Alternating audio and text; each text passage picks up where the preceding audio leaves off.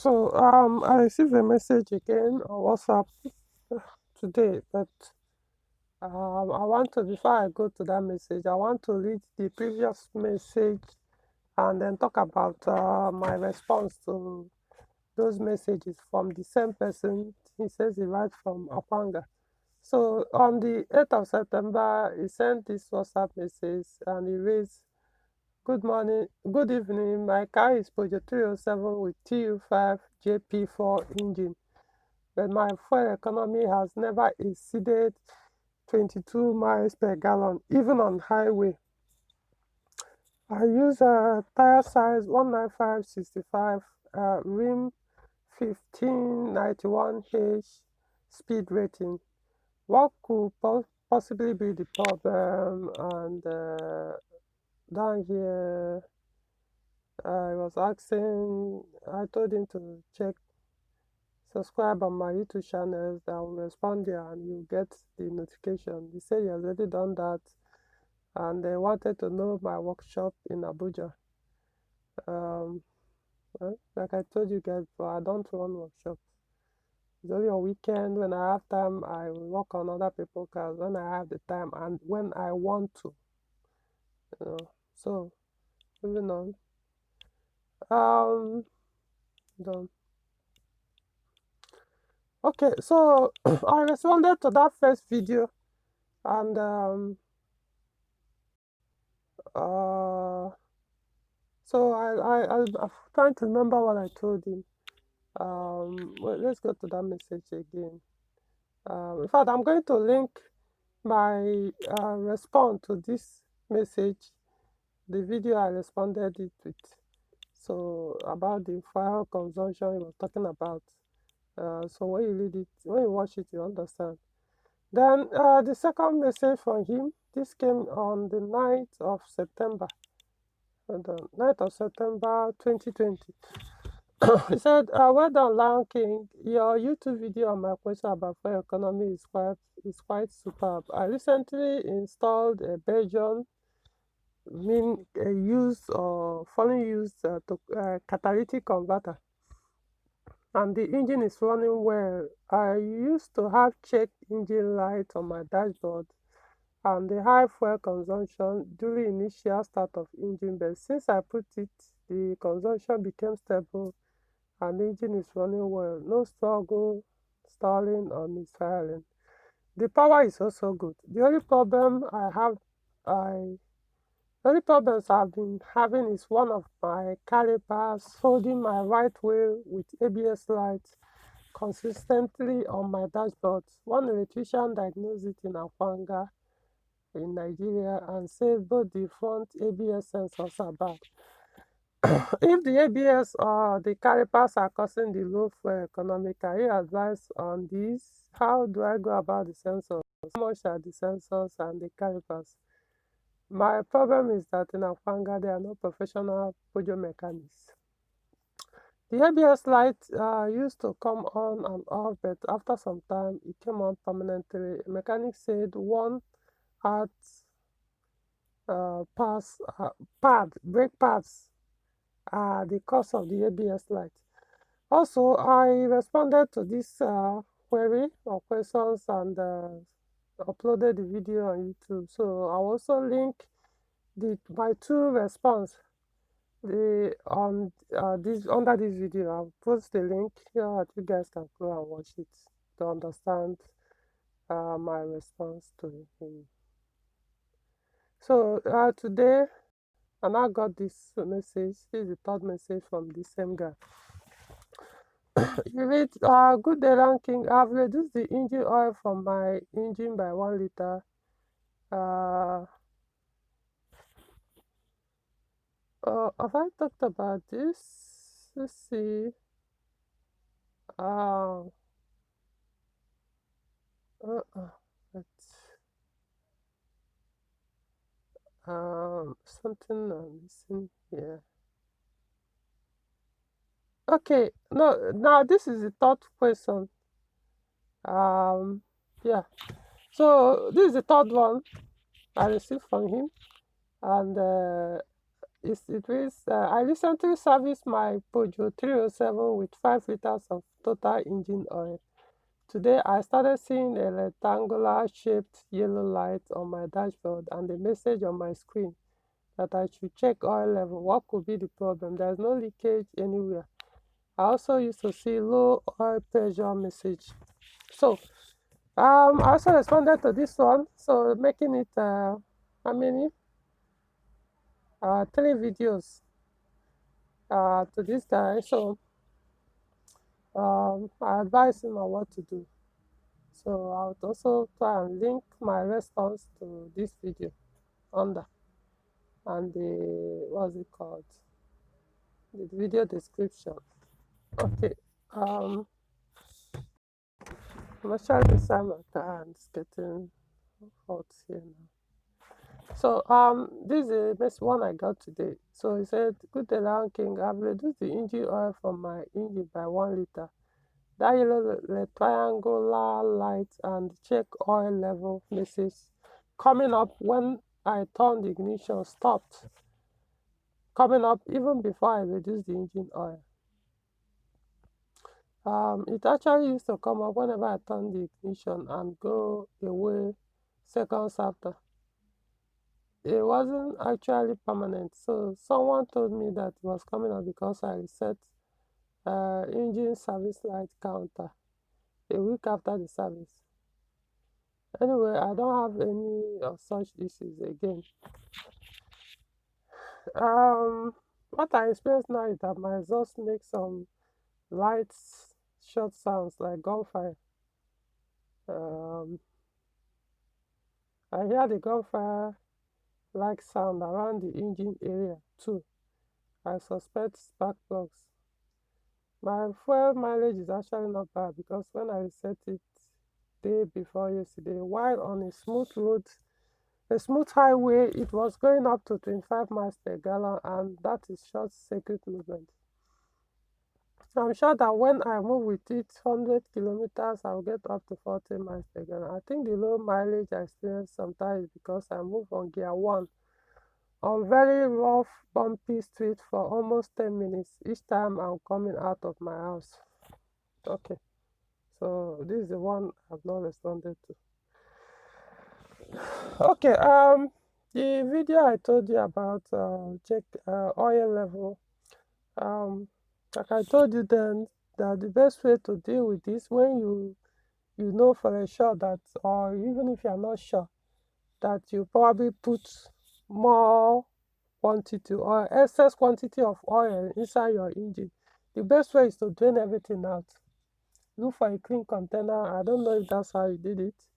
You look for a clean container, drain everything, then measure the right quantity and pour it in, and you can decide to keep the remaining or discard it.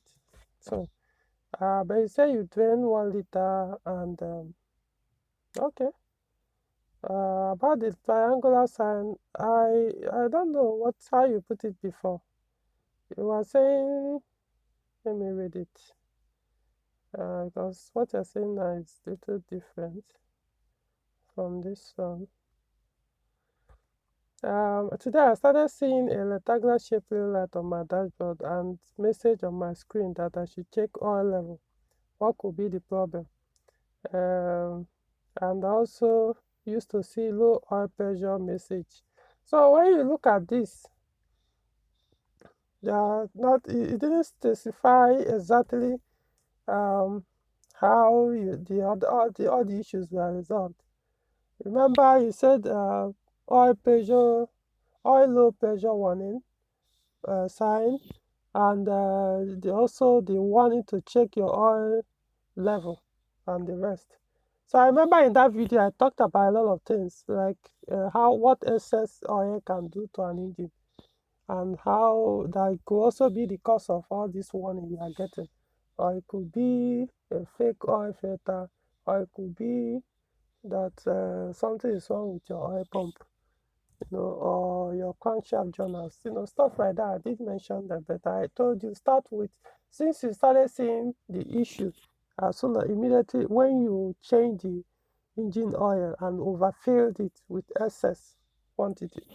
Now you have to deal with what is right in front of you. What the last thing you did on the car before the one it came up. You reverse it and then get it right to see if it goes away. So, but you are saying, for what you are saying here, as if it was just a triangular light and check oil coming out. When I turn ignition, stop coming up even before I reduce the engine oil. Um,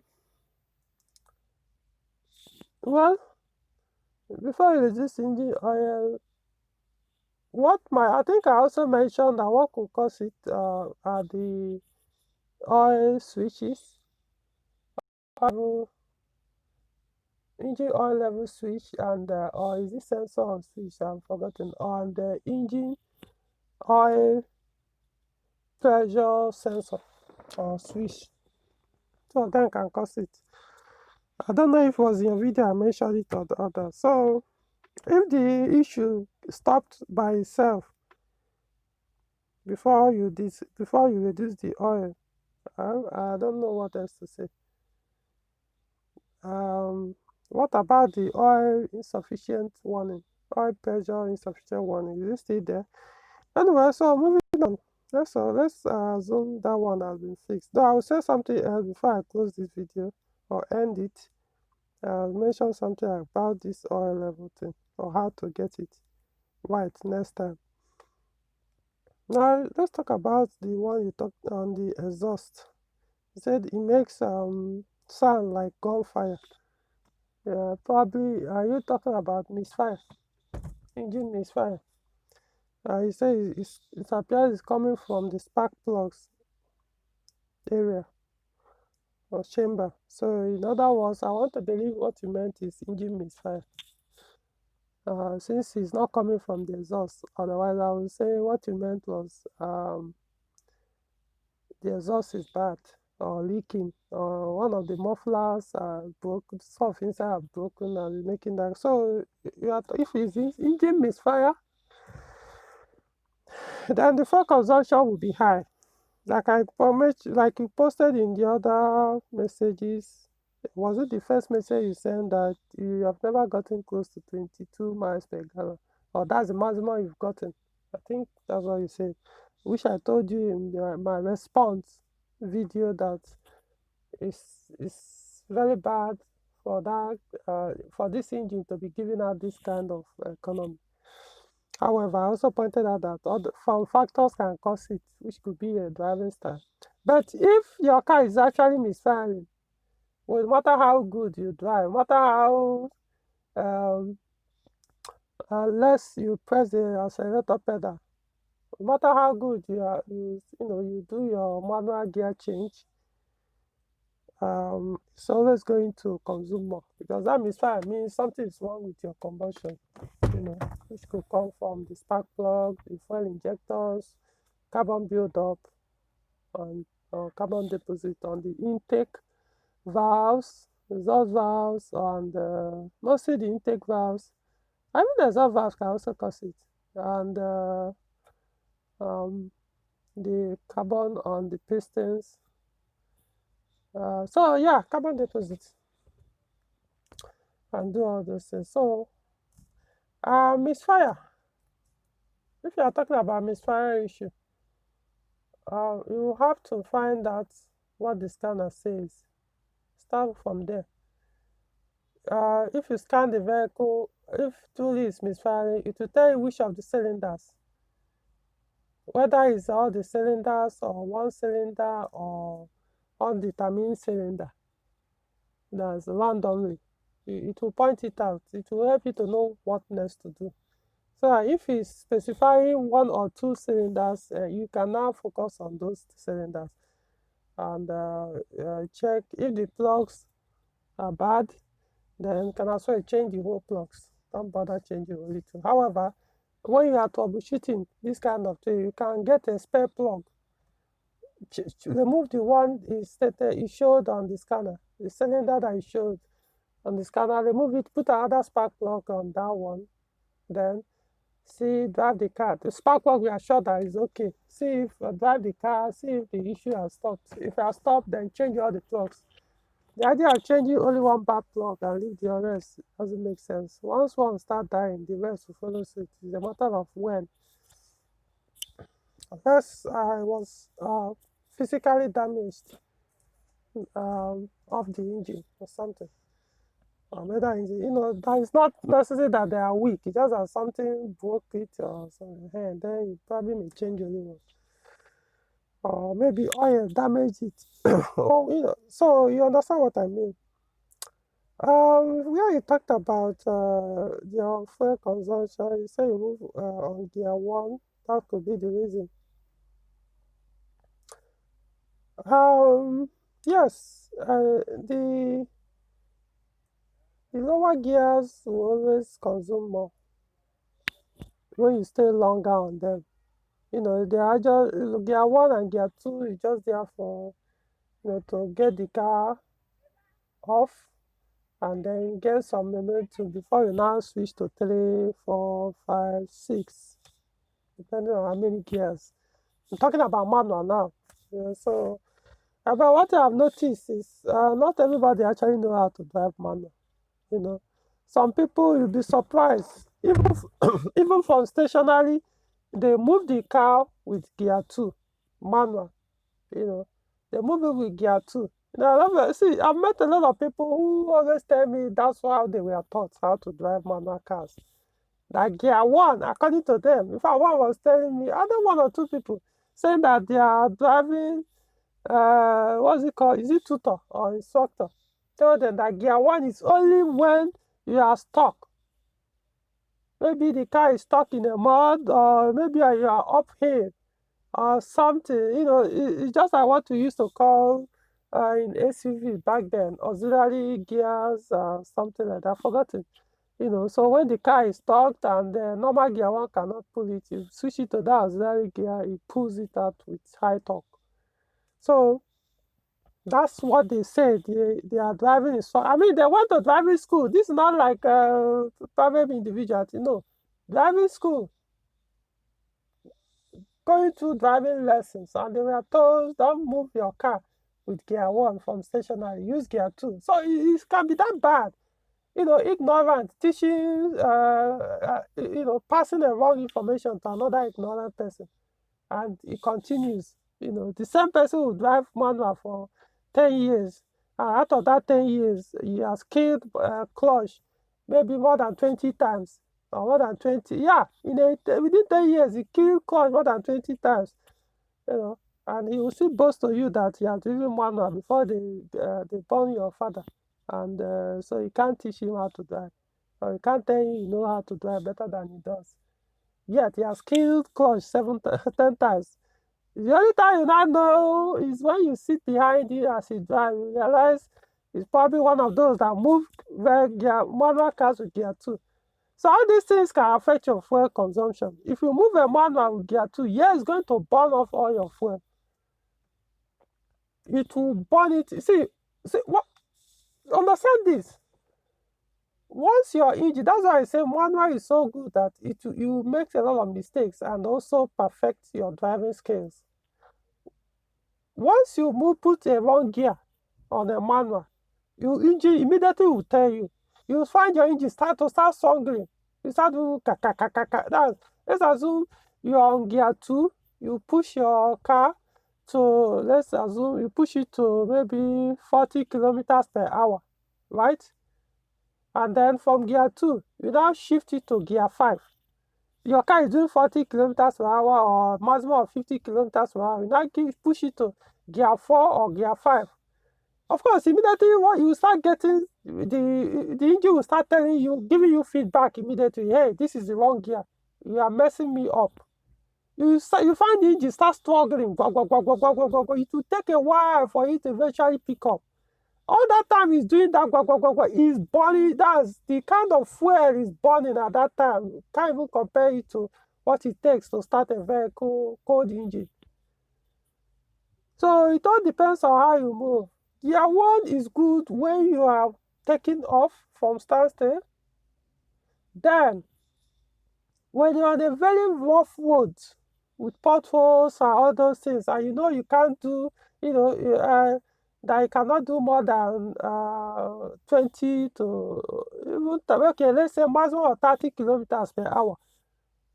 Between 10 to 30 kilometers per hour. Yes, you can stay on gear one, so that you don't have to be using your brake. If you push it to gear two, you find out that you always on your brake trying to enter the gallop, you always on brake. But gear one, you don't have to. The car will just be doing the braking for you with your engine braking. You press it a little, you take off, you remove your leg again, it goes in, comes out. Yes, but once you get maybe to get close to 20 kilometers per to 30 kilometers per hour, shift it out of gear one, go into gear two. But if it comes to a standstill, do not move with gear two. And once you enter a smoother road or free roads, avoid staying longer on these shorter gears like gear one, gear two. Push them as fast as you can and get out of those gears. Don't stay too long there. Don't push in fact, you see gear one, gear two, avoid pushing them even be close to 3,000 RPM. I don't even do it unless I'm doing fun drive. When I'm doing fun drive, of course, I don't care about fuel consumption in that time. So normal drive, don't go beyond, don't even get to gear three. Yes, no, not gear three. Don't even get to 3,000 RPM on your tachometer with gear one and gear two. Push, push, push. Once you start getting close to even gear one, maybe one to two. Once you get to close to 2,000 RPM or a little less, shift it up. Don't stay there. Or maximum gear 3,000. But I wouldn't, personally, I don't think I will ever push on a normal drive. Leave my gear one till the RPM reach 3,000 before I shift it to gear two. I don't think I will ever do that. I won't even feel comfortable doing it. Like I say, if I'm doing normal drive. Likewise, gear two. Gear two, okay, maximum 3,000, but I still would push it, shift it to a gear three before it gets to 3,000. It's from the gear three, then you can push whatever you want. Yeah, it will still consume, but it's less stress on the engine. So engine will not demand fuel as much as it will on gear one and gear two when you push them beyond gear 3,000 RPM. So all these things tells on your fuel consumption. You see people doing on the highway, they stay too long on gear three, pushing 80 kilometers per hour. Yeah, your engine can do that. Doesn't mean your fuel consumption will smile at you when you do that. Unless you are at that time, you're not mindful of fuel consumption. So you really need to understand your engine. The smaller the engine, the lower the engine power, the more it consumes fuel when you push your RPM higher. Understand that. V6 may not consume as much as TU5JP4 at gear 2 or gear 3 at 80 kilometers per hour. But that of TU5, if you hold gear 3 at 80 kilometers per hour, is going to consume hell. And when you not stay too long, they are not saying you consume hell, but when you stay too long on that gear with that particular engine, gear 3 on that engine, TU5JT for 1.6 liter with 105, is going to consume more than the V6. Because at that time, the V6 one, you'll be surprised at 3,000 RPM on gear 3, go 80. You see the RPM, so you just be a little, just somewhere, you will hear the engine noise. For example, in gear 3 in V6, like ES9J4S in 406, 607, the gear 3 is meant to reach close to 160 kilometers per hour. While on TU5JP4, the gear 3 probably may not even, I'm sure you will get to 100. Even if you get to 100, it's like your engine will be screaming to brake or quack. If you push it beyond 100, wow, you are looking for trouble. Because I know TU5JP4, even their gear 5, is the maximum speed it can do is 190 kilometers per hour. And that 190 kilometers per hour is something a V6 or gear 4 will even get to and exceed a little. Gear 4 and V6 will exceed. All these things will tell you all those smaller power engines, they are not very, push them as far quick as you can, then stay on those higher gears. 3, 4, 5. I think it's 4, 5. From gear 4, maybe 80 kilometers per hour upward, you can now stay between gear 4 to 5, Just observe your engine, see how it behaves, see how it reacts at each gear you put it. From there, you can control or manage your fuel consumption, whether high or low, anyhow you want it. So, the reason I'm saying that is, I don't know, how you drive, since from what I'm seeing here, it's mostly you drive manual. Unless I don't understand what you mean. So, your driving style can tell on your fuel consumption. TU5 JP4 is supposed to at least get you 30 something, close to 40 miles per gallon, no matter how bad. As long as your systems are okay. But no matter how bad fuels are, I know Nigerian fuels are kind of useless. No matter what you do, it's hard to get to that factory claim. But you can. I've experienced that on a few occasions on my 406. I've experienced that. That one I know for sure. You can, but you have to select where you buy fuel. So, um, but notwithstanding, since you mentioned misfire, for what you said here, well, it didn't. It sounds like a misfire, engine misfire issue. Engine misfire issue can be coming from either it could be a spark plug, it could be a dirty fuel injector. It could be your cylinders are one or two of your cylinders is weak, and it's now spilling oil on the spark plug, and it's not allowing the spark plug to do its work well. You can do engine cylinder pressure test to know if all your cylinders are okay or if one has gone bad. It could be your valve. Like I said, carbon buildup can mess it up. The valve will not close properly or become sticky.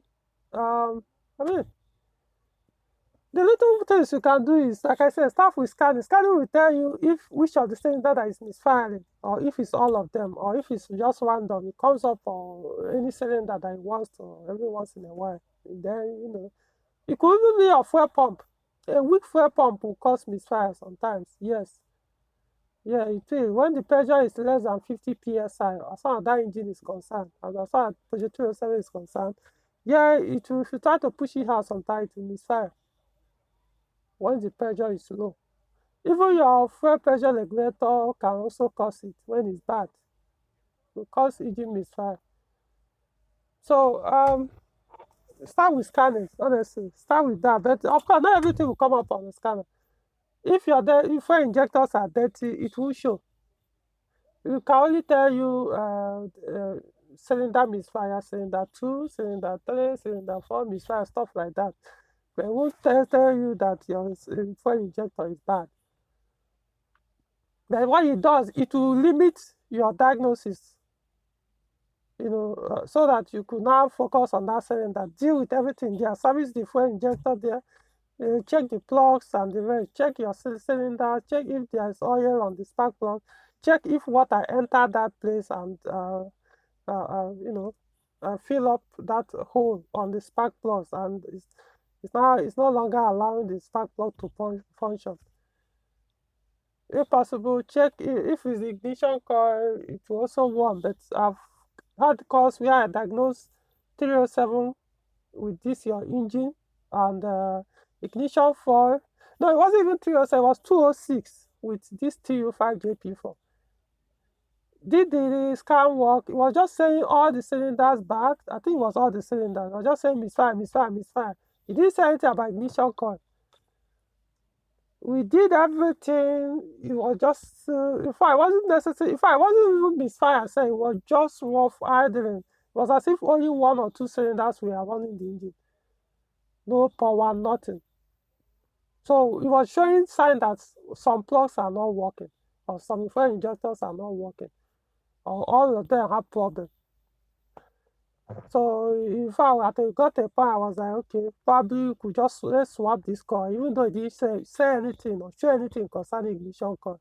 You put another one and the whole four went away. So these are the things you may have to consider too. Now, to talk about going back to engine oil, how to put, if Peugeot says TU5JP4, put only 3 liters or 3.5 liters.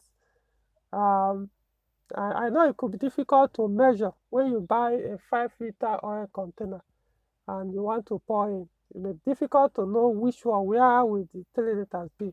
See what I would advise. Let me go get this thing. Um,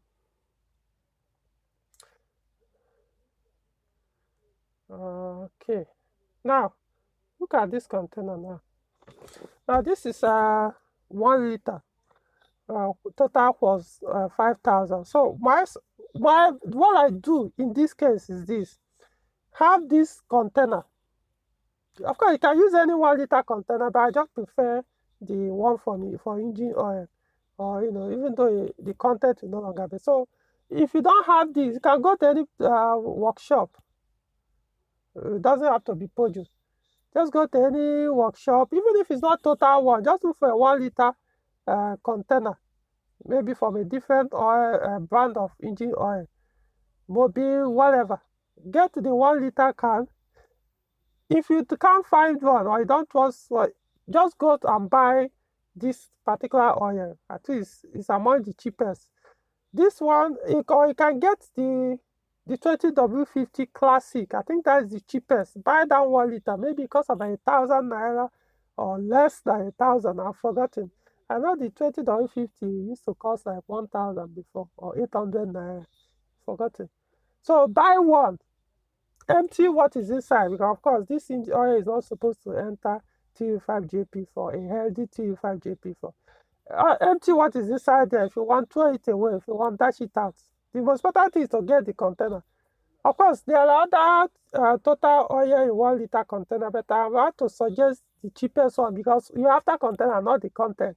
So don't go and buy was 9,000 5W40 1 liter container. Unless you intend to pour it in a different container and then keep it to be using for top up and use the container. So if you want to buy this one, then when you buy, pour everything away. You can pour fuel inside, just more fuel inside, rinse it and flush it.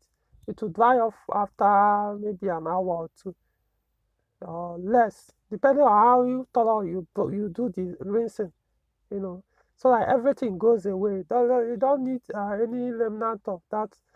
Um, this was this 20W50 mineral, especially the mineral oil, not even the oil thickness now, because I'm talking about the type of oil. You don't need to mix it with synthetic at all. So just find something, rinse it, then be using it anytime you want to change oil. Do it yourself if you have to, or stay there and supervise. Whenever I want to change oil, bring out this container, pour in until it comes. It doesn't need to get to the brim where the cover is, but you will see the mark of the 1 liter, where the 1 liter, you see like 0.5, then is it 1.0 or something. So when it gets to that level, okay, this is 1 liter. Pour it in. So measure, do it like 3 times. It means you measure 3 liters. Then you can now gauge, or bring out the dipstick, check it, clean it, put it back, check it to know the level. If you now need, maybe it's in it just a little, you can now top up, pour in a little again before So having this will help you rather than pouring everything. As you are pouring, you'll probably be thinking, okay, is it up to 3 liter, or is it less, or is it more? Before you know it, you will exceed this thing, and then you have to suffer yourself again, going under the oil sump and start loosening to reduce. The process of trying to reduce again, you may even go beyond the recommended quantity. You go lower than that. So some will pour away, you lose some. So the best thing is use this to measure. When you get home, you keep it at home. You don't need to keep it in your car. Anytime you want to change engine oil, you bring it out again. I mean, if you are using that was 9,000, the minimum is 6 months, maximum of 10 months if you are in Nigeria. That's my recommendation. So It's not like you take months or maybe 10,000 kilometers. By the time you reach that mileage, I mean, you may even be at home collecting dust. So this to me, I prefer this method so I won't have to exceed the recommended quantity next time you are doing oil change. This also concerns every other engine user, especially if your engine's oil recommendation is less than 4 liters. For the V6 users, you may not need to bother about this using this because it says 4.7 to 5 liters. So in that case, even if you buy the 5 liter oil container, as you're pouring, you get a point, you know that okay, this is about 4 point something liter.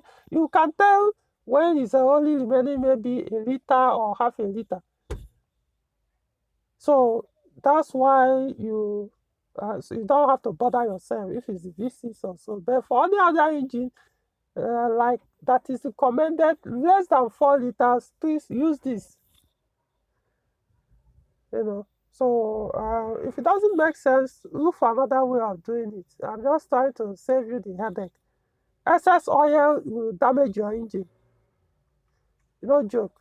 What it will do is, if you get a point, the oil must find a way to go out, no matter how you do. It will force itself out through the oil seals, maybe the crankshaft oil seal or engine oil seal, or you just have to find a way out. We will hear the sound of your engine will change. So it's not a good thing. And imagine when you now pushes this way out through the oil seal, and maybe you are traveling. Before you know what is happening, all your oil is gone. Even by the time the warning will come up, it's like you are fucked. So avoid it as much as you can. I don't know if I have any other thing to add here. Um, so yeah. So okay. I think I'll leave it here for now. And if you have anything, you can always questions. Send your message. When I have time, I'll do a video and respond. So go and scan your car using PP2000. See what is causing the sound you mentioned, which I suspect could be engine misfire. All right.